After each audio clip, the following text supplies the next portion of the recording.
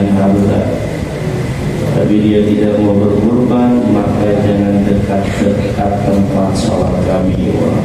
Hadis kedua ini penegasannya lebih kencang.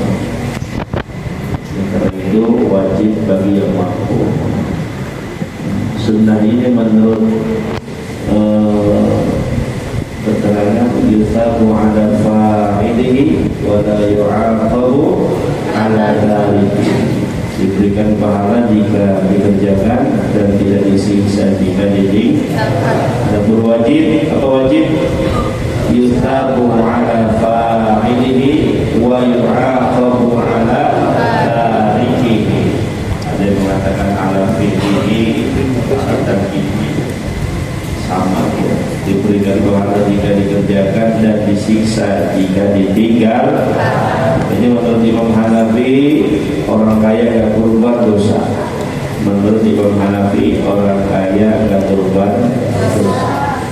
Tapi menurut tiga ulama di atas, kaya ataupun miskin hukumnya sunnah muakkad, kesunahan yang sangat dikuatkan dalam mengerjakannya.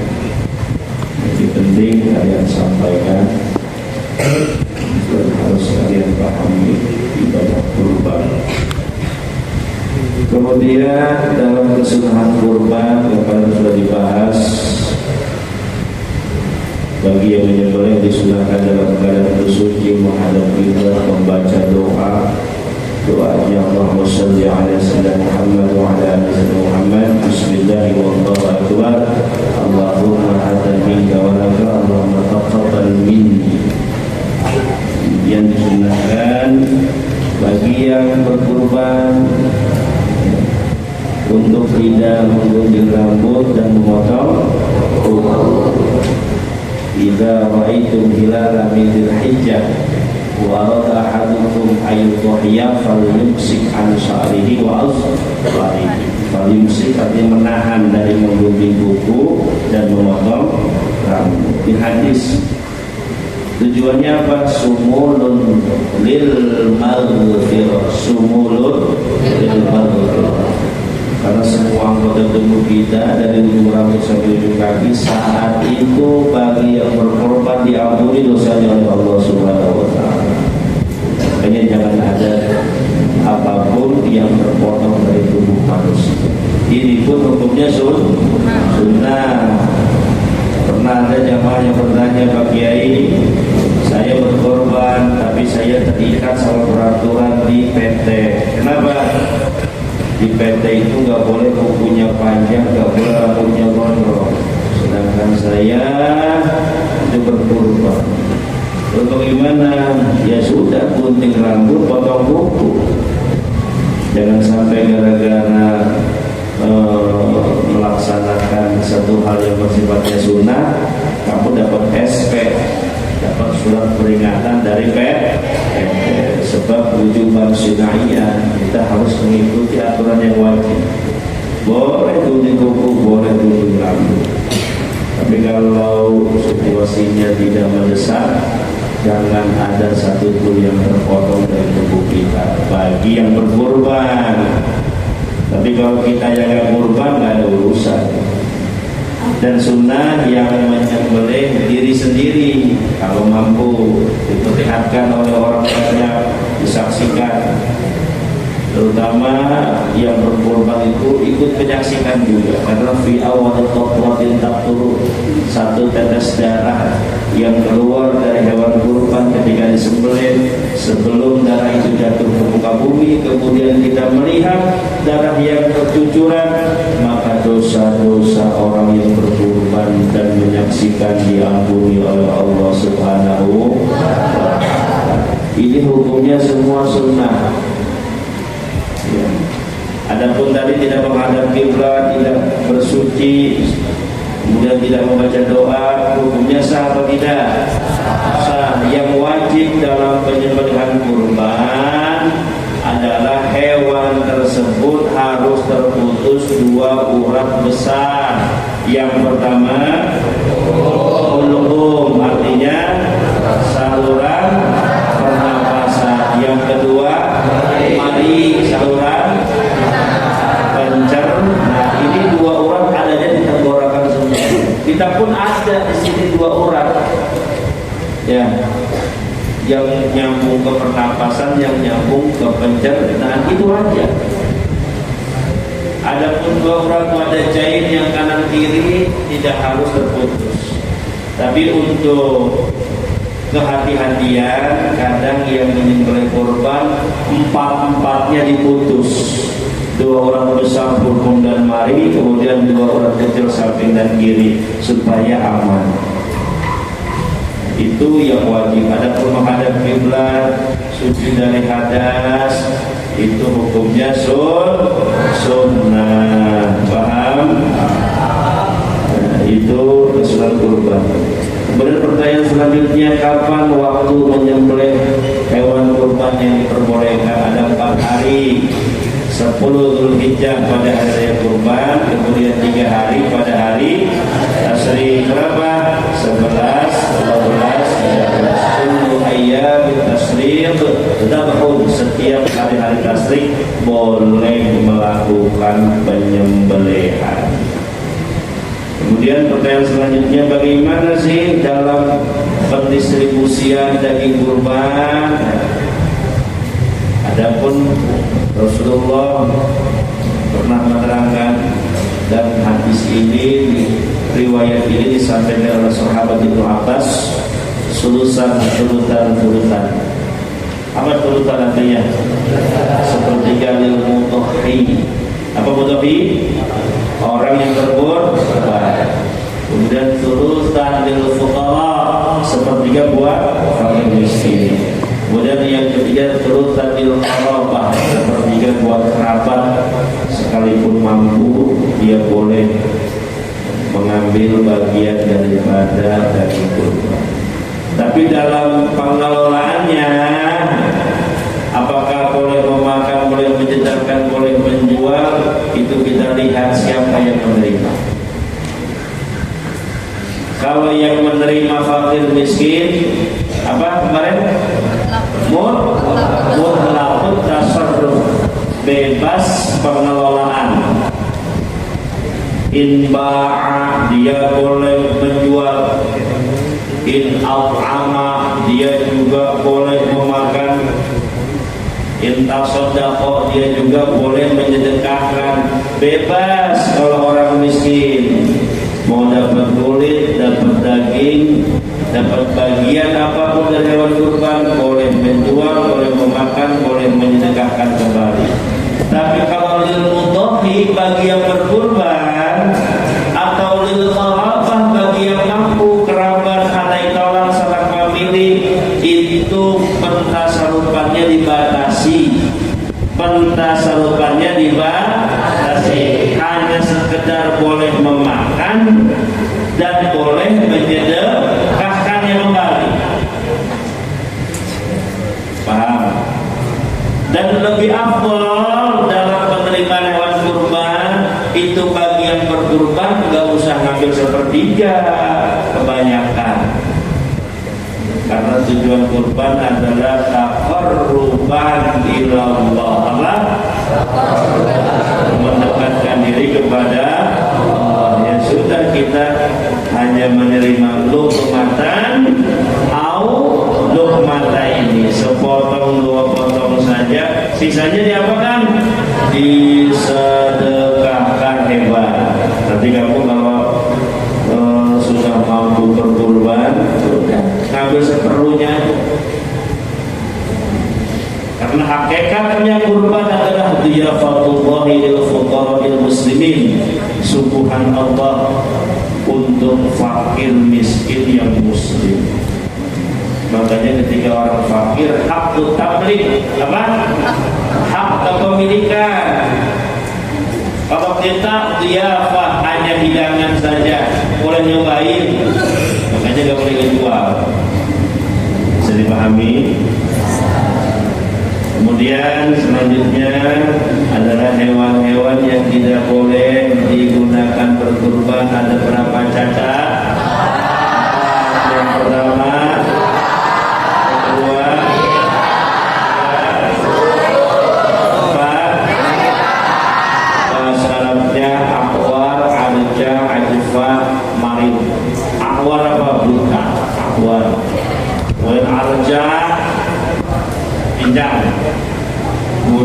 dengan Ajfa terlalu kurus, sama Mario sakit yang berlebihan.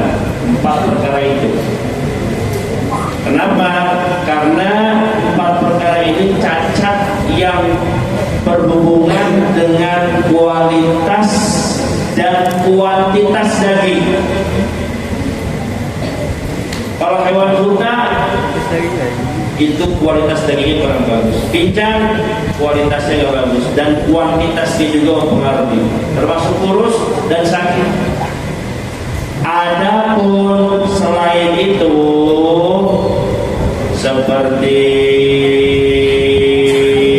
kuping sobek, buntut terputus, tanduk pecah, hewan hamil, kemudian hewan dikebiri, bijinya hilang 1. Kamu mau dikebiri? Kenapa kambing dikebiri? Supaya enggak bisa menghamili kambing yang lain. Namanya apa? Itu delok apa? Kalau cuma sobek doang sedikit, kecuali sobeknya melebihi separuh, waduh, buntutnya soak sedikit nggak apa-apa, tanduknya pecah sedikit nggak apa-apa. Kalau banyak tidak diperbolehkan. Paham? Kemudian sudah sejual kepala kan? Sudah paham kan? Kemudian selanjutnya adalah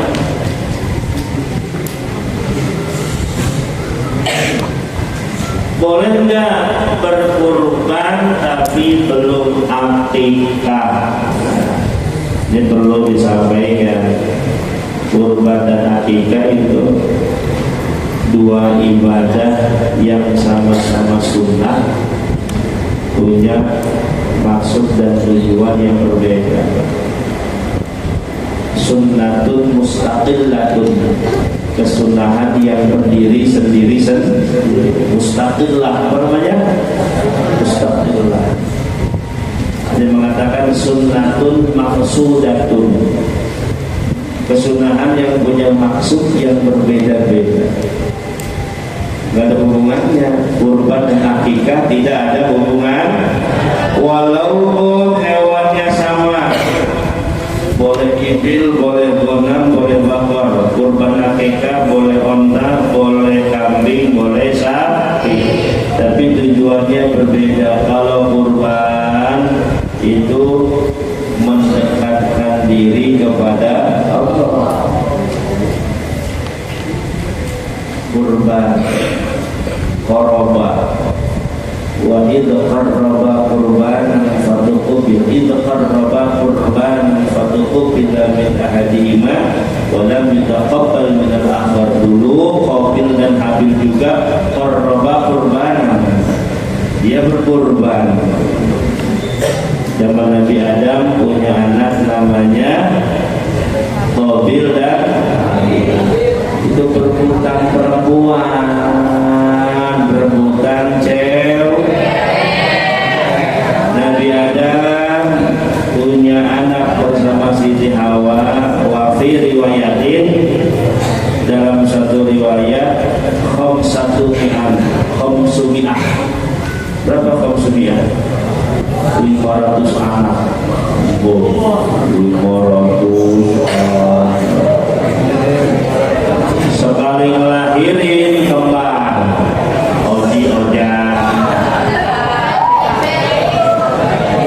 Tapi kembarnya laki-laki dan perempuan. Laki-laki 2, laki-laki perempuan. Yang ketiga laki-laki perempuan. Berarti berapa kali melahirkan? 250 melahirkan.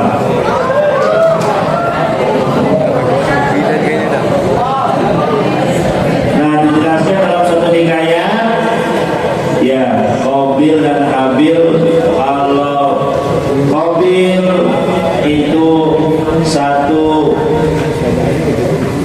satu persaudaraan dengan Ikrimah, bukan Ikrimah. Ikrimah bukan? Ikrimah. Kalau Habil satu persaudaraan dengan Labuda, dengan akhirnya untuk hifzun nasri, untuk menjaga keturunan agar beranak pinak sampai kita, maka pada saat itu Allah mensyariatkan Nabi Adam kepada anak-anaknya untuk mengadakan pernikahan sesama saudara. Tapi pernikahannya tidak boleh sama satu apa tadi? Satu kelahiran. Harus kawin apa? Silang. Qabil kebagiannya sama Labuda, Habil nikah sama Ikrimah. Kebetulan yang cantik itu si Ikrimah, Labuda kurang cantik, ya sedanglah kayak kamu ya. Akhirnya si Qabil protes, kenapa saya nggak dinikahkan dengan Ikrimah? Karena kan Ikrimah bareng lahirnya sama saya, kenapa harus disilang? Dari soalnya begitu, suruh kawin silang.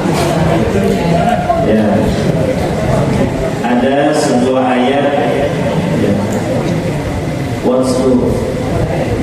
Waslu alaihi naba abni adam bilhaq idh qarraba qurbanan fatuqubila min ahadihima wa tuqbala min al-akhar innama yataqabbalu Allahu minal muttaqin.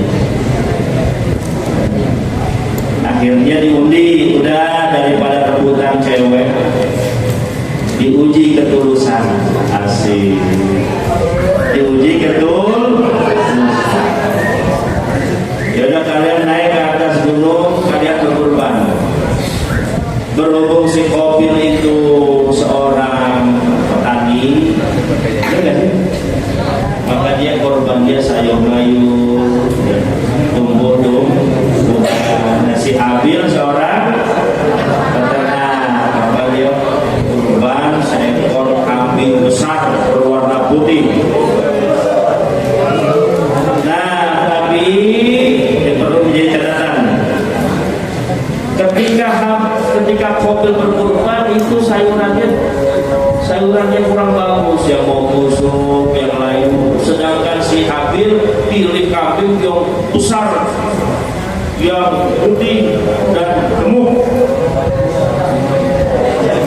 Akhirnya siapakah korban yang diterima? Adalah korbannya siapa? Habil. Makanya ada di akhir ayat, innama yataqabbalullahu minal muttaqin. Sesungguhnya Allah hanya menerima kurbannya orang yang bertakwa. Siapa yang bertakwa? Habil.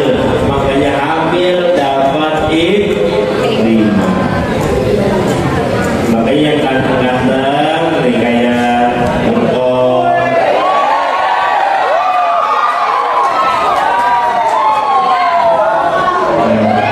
Itu dia keturunan Habil dan Ikrimah.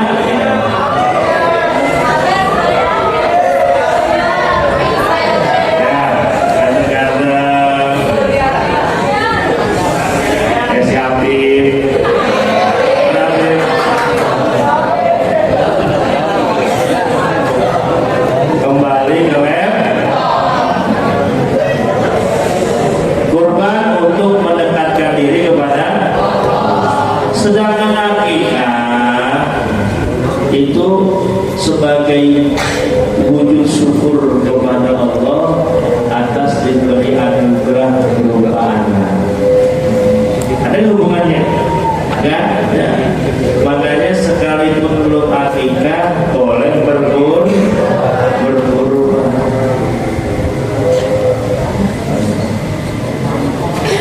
Kalau dia orang miskin, boleh satu hewan dua niat kurban dan juga niat akikah. Itu menurut siapa? Menurut pendapat Imam Romli. Imam siapa? matinya satu tapi niatnya dua. Istiraqun fin niyat, bersekutu dalam niat. Tapi menurut Imam Ibnu Hajar al-Haytami nggak boleh satu kambing dua niat. Imam Rafi'i, Imam Romli dan Imam Ibnu Hajar al-Haytami dua-duanya sama mazhab Syafi'i. Itu perbedaan pendapat.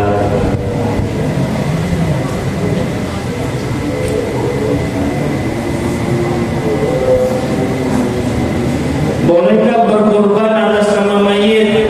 Ya, ini sering terjadi di perumahan. Kadang ada orang yang berkorban atas nama kakeknya, atas nama neneknya, padahal sudah meninggal.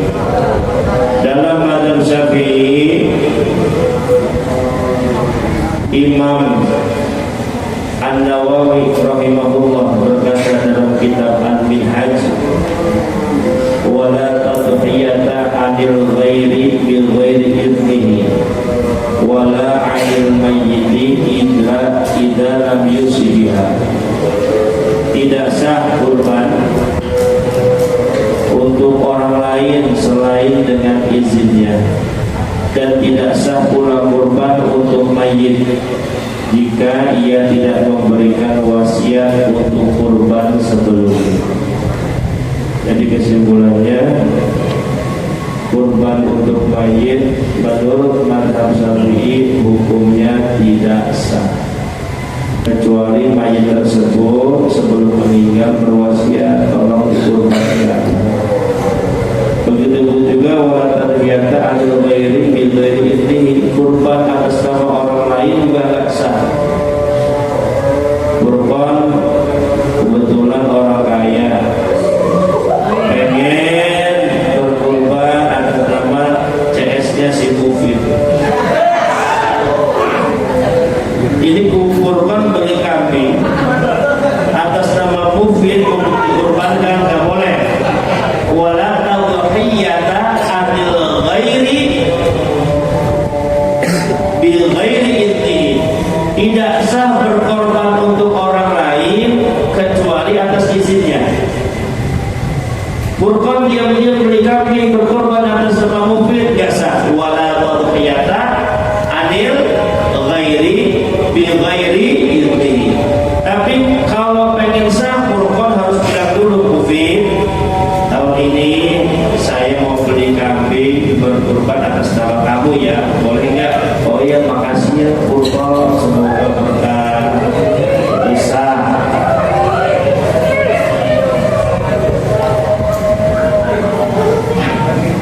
Lanjut. Berkorban memang harus dengan yang gemuk. Apa sih dalilnya? Catat nih. Kenapa berkorban disunahkan yang gemuk?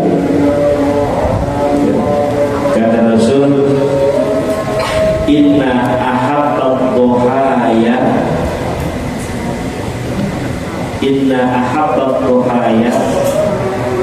ilallahi aghlaha wa asmanuha. Artinya inna ahabbat duhaya, sesungguhnya korban yang paling dicintai ilallahi oleh Allah, aghlaha, hewan yang paling mahal, wa asmanuha, samin gemuk, wa asmanuha, dan hewan yang paling gemuk dicintai oleh Rasul.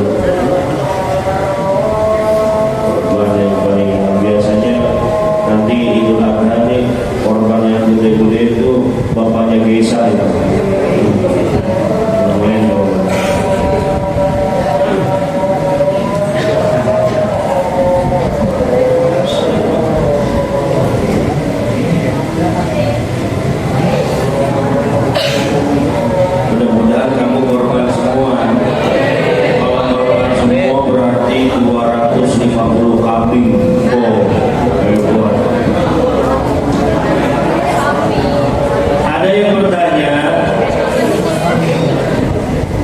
hewan kurban setelah dibeli kakinya patah, apakah boleh dijadikan kurban? Udah dibeli cash, pas diantar malam takbiran sama penjual naik losbah, tiba-tiba dia keseleo pas turun, kakinya udah dibeli, maka sah atau tidak? Nah, di sini ada satu riwayat Imam Ahmad dan Imam Baihaqi dari Sa'id Al-Khudri. Dia berkata, Istaritu kabsan udhuhi bihi fa'ida ashidu fa'khudar aliyata qala fasa'altu Nabiya sallallahu alaihi wasallam faqala udhuhi bihi.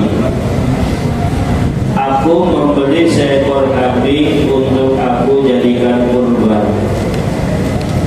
Sudah dibeli, tetapi seekor serigala melukainya dengan tali. Maka aku pun bertanya kepada Nabi sallallahu alaihi wasallam dan beliau bersabda, berkurbanlah dengannya. Padahal ini cacat. Nah, makanya di sini ulama membagi bahwa cacat itu menjadi dua.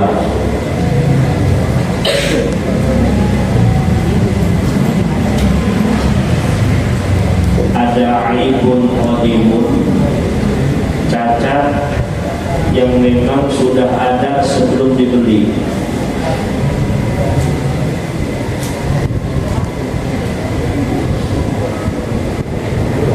Ada aibun hadisun, cacat yang baru terjadi,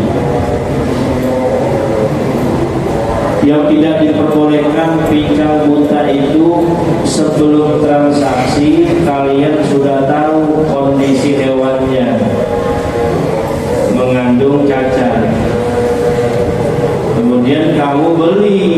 Nah, ini gak boleh. Tapi kalau aibun hadithun, cacat baru, sudah dibeli, kambingnya bagus, matanya bagus, kakinya bagus, gemuk, terus juga sehat, sudah ditransaksikan, pas dibawa jatuh kambingnya, atau pas diikat di masjid kakinya dimakan buaya darat, pincang, atau kupingnya kegigit protol, maka tohibihi, ini cacat yang baru. Nggak usah ditukar, nggak usah beli lagi ganti yang baru, nggak usah. Langsung saja sembelih, hukumnya sah. Yang nggak sah itu apa tadi? Cacat aibun qadimun, cacat yang memang sebelum dibeli sudah cacat, jadi tidak diperbolehkan.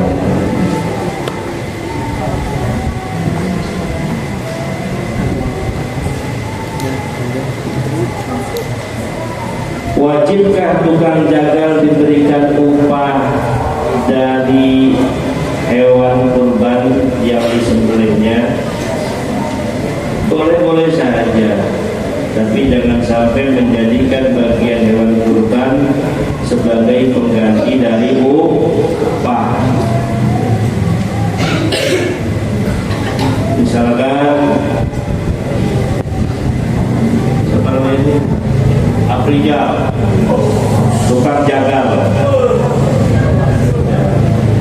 kata Afrijal, udah saya mah gak usah dibayar, sebagai ganti upah kasih aja daging 10 kilo. Banyak ya, 10 kilo kali 150.000, 1 juta. 500. Ini nggak boleh menjadikan daging sembelihan kurban sebagai pengganti upah tukang jagal, haram.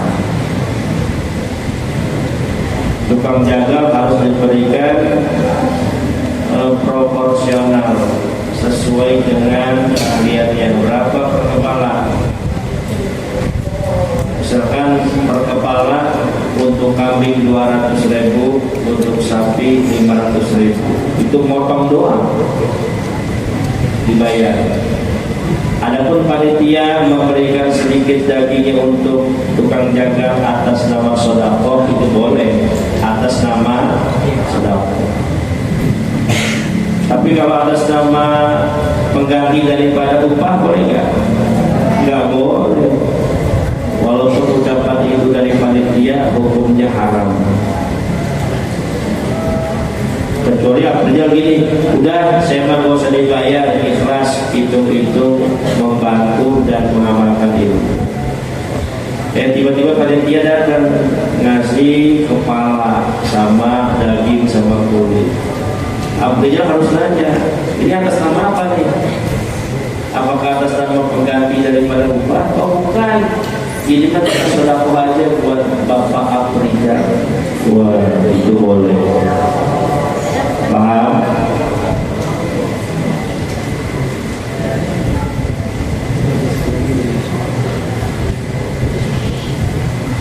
Memasak sebagian daging kurban untuk konsumsi panitia. Nih, hati-hati nih. Kadang panitia ya di perumahan kambing atau sapi baru juga disembelih, baru juga dipotong, udah digeret ke dapur, digeret atau digeret apa? Diseret itu paha buat konsumsi bani. Yang kurban lihat, roman-roman itu sapi itu pahanya dibawa ke dapur. Roman-romannya itu kambing itu diseret sama panitia buat makan. Lalu bagaimana sikap panitia? Walaupun pada dasarnya kurban itu untuk sedekah, bisa juga dikonsumsi bareng-bareng, tapi setidaknya harus ada rapat kepanitiaan meminta izin kepada para pemilik kurban. Barangkali ada bagian hewan kurban yang kita ambil, kemudian kita jadikan konsumsi panitia, mohon ikhlasnya, mohon ridhonya. Oh iya, nggak apa-apa, sama-sama itu juga sedekah, baru diperbolehkan. Sebenarnya nggak usah izin juga, nggak ada masalah. Cuma yang perlu ditekankan dalam pentasarufan daging kurban itu wajib mentah, wajib mentah. Bolehkah kita membagikan daging kurban kepada masyarakat dalam keadaan sudah jadi sop kambing? Boleh nggak? Kita bagikan ke masyarakat, ke orang miskin udah jadi sate kambing, boleh nggak? Boleh nggak? Nggak boleh, harus mentah. Justru kenapa harus mentah? Biar fakir miskin itu boleh bebas dalam pentasarufan.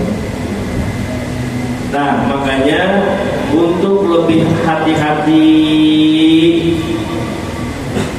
konsumsi panitia itu bisa ada dua opsi.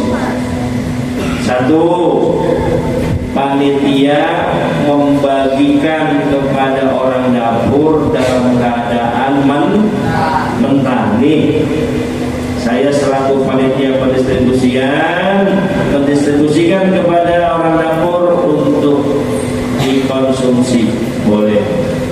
Tapi kalau main tarik aja orang dapur nggak pakai izin, nggak boleh. Yang kedua, konsumsi daging dari hewan yang disediakan selain kurban. Jadi panitia itu sudah patungan untuk beli seekor kambing. Masyarakat beli 1 ekor kambing secara pribadi, ya tidak ada hubungannya dengan kurban. Dia patungan untuk masa konsumsi panitia, itu lebih aman lagi. Paham? Udah banyak belum? Udah banyak?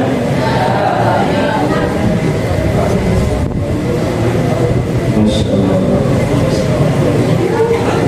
Alhamdulillah. Besok bisa nggak ditanya harus hafal dari yang sekarang tulis dari awal sampai akhir. Nanti Bapak tanya perwakilan dari setiap kelas harus hafal. Nah, coba Bapak tes. Dalam pendistribusian hewan kurban itu sunnahnya berapa? Sepertiga buat yang kurban, sepertiga buat dan yang paling afdal yang berkurban hanya sisanya. Boleh nggak daging kurban dijual? Oleh siapa? Kenapa orang miskin boleh menjual? Apa yang disebut dengan mutlaq tasarruf? Bebas apa aja?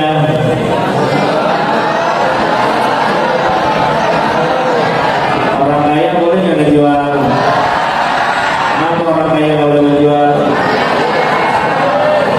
Karena bukan hak milik, hanya suguhan, hanya hidang. Dia dibatasi kentasarufannya, hanya boleh memakan dan menyedekahkan kembali. Apabila yang menyembelih korban itu tidak dalam keadaan bersuci, sah nggak? Dalam kita sah nggak? Tidak baca doa sah nggak? Tidak gunting rambut dan memotong kuku sah nggak? Karena itu semua yang wajib bergotong, fulkum dan fulkum. Apa itu kali?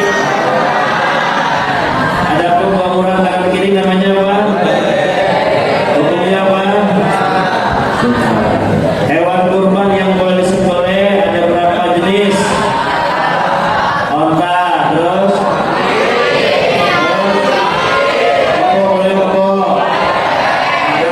dengan sah. Kambing terbagi menjadi ada kambing kacang, ada kambing domba.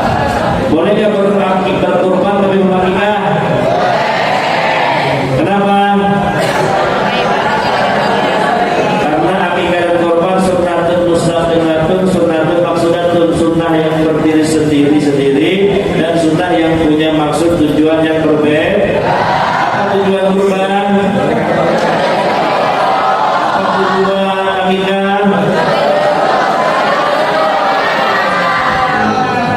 Berarti boleh berkorban akikah. Apabila kita membeli kambing udah cash and carry, pas diantar malam takbiran, tiba-tiba kambingnya jatuh, kakinya patah, sah apa tidak? Boleh digunakan kurban apa enggak? Kenapa boleh? Cacat bagi berapa? Yang pertama. Yang kedua, apa yang disebut aibun qadimun? Ada sebelum membeli dari awal. Apa yang disebut aibun hadithun? Ada berapa cacat yang tidak boleh digunakan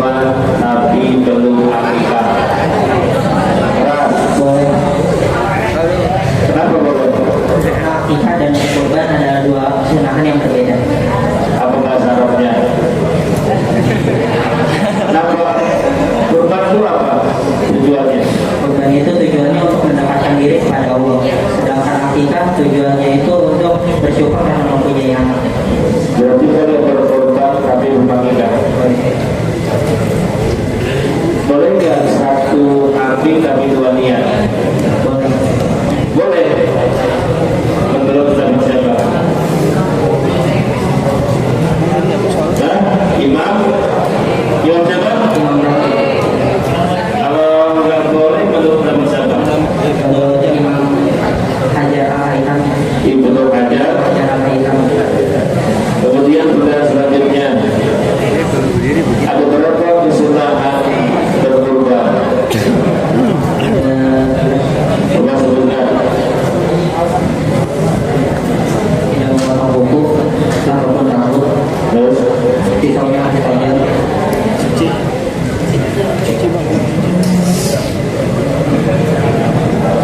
Memotong dua hidayah, yang menyembelih. yang menyembelih bercuci terlebih dahulu. Terus, apa doanya? Ya, salawat dulu.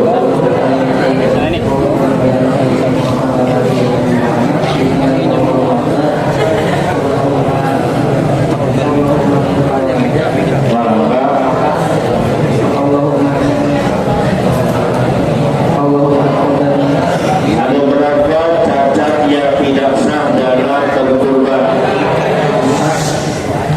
Buta, terlalu mulus, sakit, pincang. Apabila taringnya pecah, kupingnya sobek, buntutnya terpotong, sah atau tidak? Tergantung. Apa yang digantung?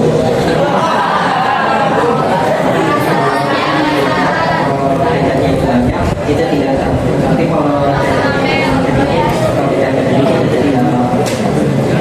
Dapat pendistribusian daging kurban dibagi sulusan. Coba jelaskan kesudahan dalam pembagiannya. Itu 1/3 untuk orang pakai miskin, 1/3 buat kerabat, sama 1/3-nya untuk sendiri. Tapi yang lebih diutamakan kita hanya mengambil 1 atau 2 potong saja. Sisanya disedekahkan. Bolehkah orang yang berkurban dia menjual bagian hewan kurbannya dagingnya? Tidak. Yang boleh siapa? Yang boleh pakai miskin karena bapak-bapak Apa artinya bapak-bapak? pengolahannya tidak dibatasi, boleh dijual, boleh disedekahkan kembali atau boleh dimakan. Kalau orang kaya? Tidak, karena sebagai hidangan saja cuma boleh dimakan atau disedekahkan. Berarti hakikatnya kurban itu untuk siapa? Pakai miskin. Luar biasa.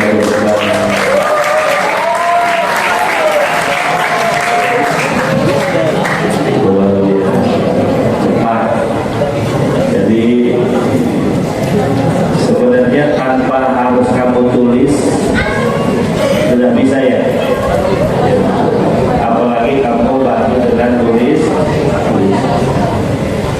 Nanti akan ada ujian tulis. Ya Allah.